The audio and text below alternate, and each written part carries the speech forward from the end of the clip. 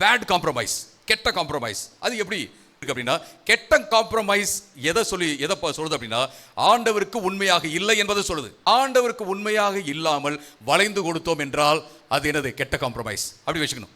ஆண்டவருக்கு உண்மையாக இருந்து வளைந்து கொடுத்தோம் என்றால் அது நல்ல காம்ப்ரமைஸ்.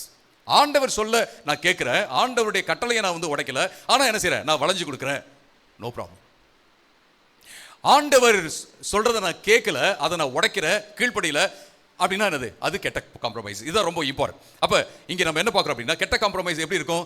ஆண்டவருக்கு கீழ்ப்படியாம போறது, ஆண்டவருக்கு உண்மையா இல்லாம போறது, இல்ல நமக்கு ஏதாவது பெனிஃபிட் கிடைக்காம போயிருமா அப்படின்னு யோசித்து காம்ப்ரமைஸ் பண்றது, நம்முடைய சேஃப்டியை பார்த்து காம்ப்ரமைஸ் பண்றது, அப்புறம் பாத்தீங்கன்னா பயந்துகிட்டு காம்ப்ரமைஸ் பண்றது, மற்றவங்க நம்மளை ஏற்றுக்கொள்ளாம போனாங்கன்னா எப்படி அப்படின்னு காம்ப்ரமைஸ் பண்றது.